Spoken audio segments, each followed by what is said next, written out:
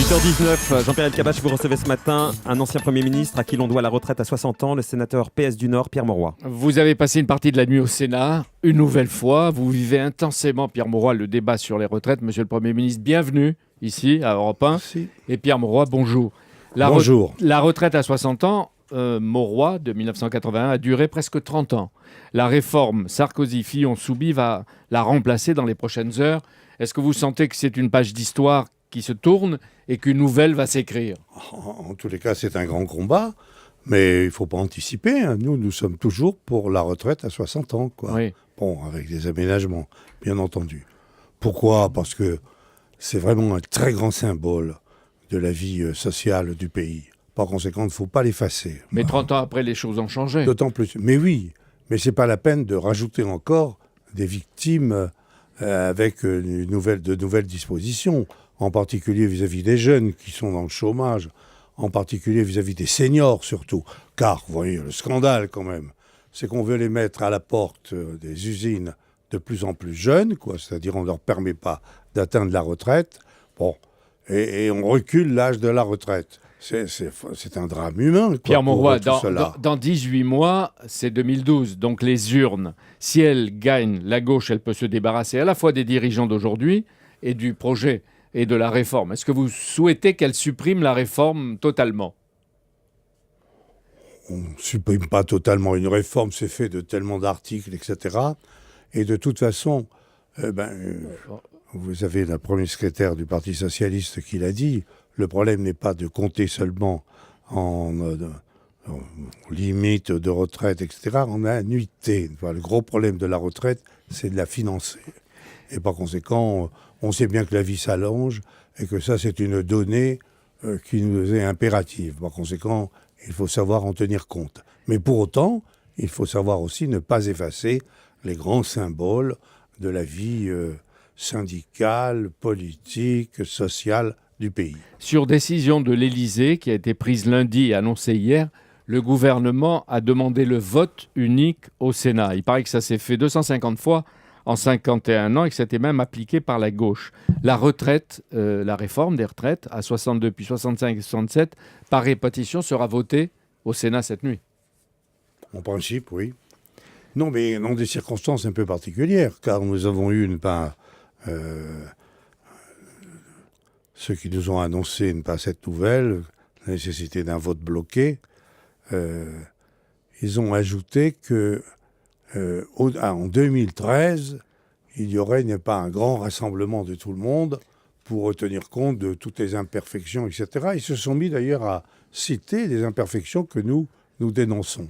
Alors c'est un petit peu raide quand même, qu'on est passé au Sénat ou à l'Assemblée nationale, des heures avec un gouvernement qui ne voulait pas ouvrir la porte, tout était bloqué. Donc vous voulez dire qu'il Maintenant, on arrive maintenant au vote bloqué et il nous dit oui, mais attendez, on ouvre, fera le on grand entre rassemblement de la négociation, on retiendra un certain nombre d'éléments de cette réforme, mais en 2013. Vous m'avez compris, c'est quand même un an après 2012. Oui, les élections. pour tous, ça arrangera peut-être tout le monde. Est-ce que vous êtes en accord ou en désaccord avec cette phrase, Pierre Mauroy ? On n'a pas le droit de prendre en otage des gens qui n'y sont pour rien dans leur vie quotidienne. Ce n'est pas ça la démocratie. Vous êtes d'accord avec cette phrase ? Mais à qui vous faites allusion ? À Nicolas Sarkozy et aux manifestations. Écoutez, moi je suis contre la violence. Par conséquent, je suis au contraire pour la négociation. Et j'estime qu'un débat comme la retraite, ça concerne tellement tout le monde, c'est tellement indispensable de discuter avec tout le monde que le gouvernement aurait dû entreprendre une très grande négociation. Ce matin, Pierre Mauroy, la raffinerie de Grand Puy a été réquisitionnée très tôt par la préfecture. Vous qui avez gouverné, est-ce que vous comprenez cette décision ? Je la comprends.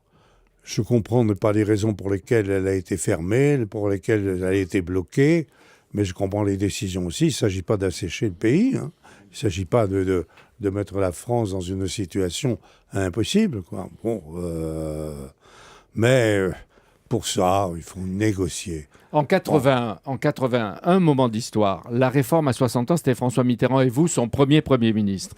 Est-ce qu'il est vrai qu'à l'époque, Jacques Delors, Laurent Fabius, Michel Rocard y étaient hostiles ou réservés ? À quoi ? À la réforme à 60 ans. Parce que certains le disent. vous rappelez pas. Non, je crois pas. Non, mais je crois pas. Et on n'a pas toujours été d'accord avec ceux que vous citez, en particulier avec Michel Rocard, vous le savez. Mais en ce qui concerne l'âge de la retraite, non, je crois qu'on a été unanimement rassemblés pour l'âge de la retraite. En 81, j'ai pas le souvenir de discussion au Pierre Parti Mauroy. socialiste sur ce plan-là. Pierre Mauroy, 1981, qu'est-ce que vous avez dû décider et subir 2 ans après, en 1983 En 83, vous savez, la façon... Le tournant de la rigueur. Oui, tournant de la rigueur. Et aussi une loi à laquelle je tenais, la fin de la guerre entre les deux écoles. Et je souhaitais, là aussi, après une négociation qui avait été longue, avec l'appui de François Mitterrand, seulement il y avait eu une crise industrielle, etc. Et à ce moment-là, Jacques Chirac, d'ailleurs, a profité habilement de cette situation pour dire non, on ne veut pas de cette loi. Alors j'ai dit à François Mitterrand, cette loi, nous l'avons voulu ensemble, cette loi, je l'ai fait voter à l'Assemblée nationale, cette loi, elle attend le vote du Sénat pour être la loi de la France. Bon, vous la retirez, ça, je ne le conteste pas, c'est vous le président, c'est un problème de sécurité au niveau du pays, quoi. Et elle a été retirée. Par conséquent, vous la retirez. Mais je m'en vais. Alors il dit non, vous restez là quand même. Non. Ah, j'ai dit non. Si vous retirez la loi, je m'en vais. Le mouvement social aujourd'hui continue. Vous qui avez justement le sens de l'État et de l'histoire, est-ce qu'on doit retenir, ou quelles leçons on doit retenir? Quelques-unes. Par exemple, comment réformer la France sans casse sociale? Vous avez une idée? Par la négociation. Il faut y prendre du temps.